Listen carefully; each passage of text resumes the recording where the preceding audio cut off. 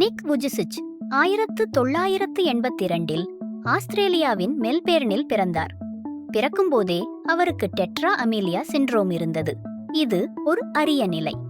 இதனால் அவருக்கு கைகளோ கால்களோ இல்லை. இடது இடுப்பில் 2 சிறிய விரல்கள் மட்டுமே இருந்தது. மருத்துவர்கள் அவரது பெற்றோரிடம் அவர் ஒருபோதும் சாதாரண வாழ்க்கை வாழ மாட்டார் என்று கூறினார்கள்.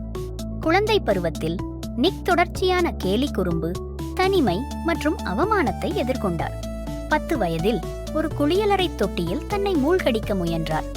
நான் ஏன் இப்படி இருக்கிறேன், கடவுளே, ஏன் என்னை சாகவிடக்கூடாது என்ற விடை தெரியாத கேள்விகள் நிறைய அவரை இந்த முடிவுக்கு தூண்டிக் கொண்டிருந்தது. பல ஆண்டுகளாக அவர் தன்னை ஒரு சுமையாகவே நினைத்தார். பள்ளியை விட்டு வெளியேறினார்.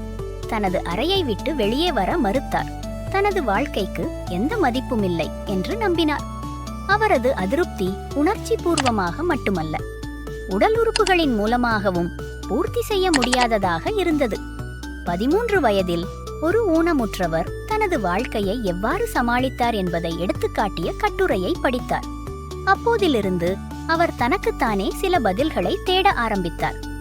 நான் எனக்காகவே வாழ்ந்தால் எப்போதும் வெறுமையாகவே இருப்பேன். ஆனால் மற்றவர்கள் தனியாக இல்லை என்று உணரும்படி நான் வாழ்ந்தால் என்னவாகும்? மாற்றம் என்னிலிருந்து தொடங்கட்டும் என்று முடிவெடுத்தார். ஊனமுற்றோர் பற்றி பேச விருப்பம் தெரிவிக்கும் விதமாக ஒரு உள்ளூர் பள்ளிக்கு மின்னஞ்சல் அனுப்பினார். அவர்கள் சம்மதம் சொல்லவே அவர் தனது பயணத்தை ஆரம்பித்தார். முதல் பேச்சின் போதே மூளை பக்கவாதம் உள்ள ஒரு பெண் கண்ணீர் மல்க அவரிடம் சென்று, உங்கள் வாழ்க்கையை கடந்து நீங்கள் புன்னகைக்க முடிந்தால் ஒருவேளை என்னாலும் முடியும் என்று சொன்ன அந்த தருணம் அவரது விரக்தியை உடைத்தெறிந்தது.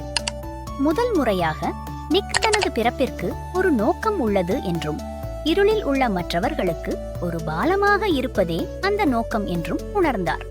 தன்னிடம் இல்லாததை நினைத்து வருந்துவதை நிறுத்தி, என்னிடம் இருப்பதை வைத்து எவ்வாறு வாழ முடியும் என்று முயற்சிக்கத் தொடங்கினர். அவரது முயற்சி வீண் போகவில்லை. தன்னோடு சேர்ந்து முடங்கி கிடந்த மற்றவர்களையும் மாற்றி வாழ வைக்கத் தொடங்கினர். லைஃப் விதவுட் லிம்ஸ் என்ற இலாப நோக்கற்ற அமைப்பை தொடங்கினார். இது மில்லியன் கணக்கானோருக்கு நம்பிக்கையை பகிர்ந்தளிக்கிறது. இன்று அவர் 60க்கும் மேற்பட்ட நாடுகளில் பேசியுள்ளார். தற்கொலை எண்ணம் கொண்ட இளைஞர்களை வாழ வைத்துள்ளார். நம்மகிட்ட எல்லாம் இருந்தும் இன்னும் திருப்தியில்லாமல் அலைந்து தொலைந்து போகிறோம்.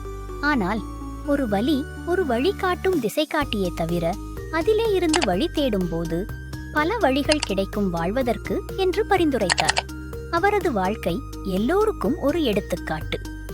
நம்பிக்கை என்பது எல்லாம் சரியாகிவிடும் என்ற நம்பிக்கை அல்ல.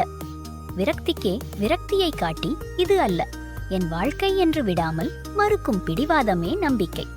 உங்கள் வாழ்க்கைக்கு ஒரு நோக்கம் உள்ளது. அது உங்களை மட்டுமல்ல, பலரை வெளிச்சத்திற்கு கொண்டு வரும். சிறிதாக சிந்தியுங்கள். ஏனென்றால் மலைகள் கூட மண்கற்களால் உருவாக்கப்பட்டது. உங்கள் குறைபாடுகள் உங்களை வரையறுக்கவில்லை. அவை உங்கள் வலிமையின் ஆரம்பம்.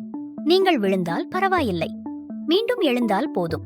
உங்கள் கனவுகள் பெரியதாக இருந்தால் அது நீங்கள் அவற்றை அடையும் அளவுக்கு தகுதியுள்ளவர் என்பதற்கான அடையாளம். இன்று நீங்கள் எடுக்கும் ஒரு சிறிய படி நாளை உங்கள் வாழ்க்கையின் மிகப்பெரிய வெற்றியாக மாறலாம். நன்றி.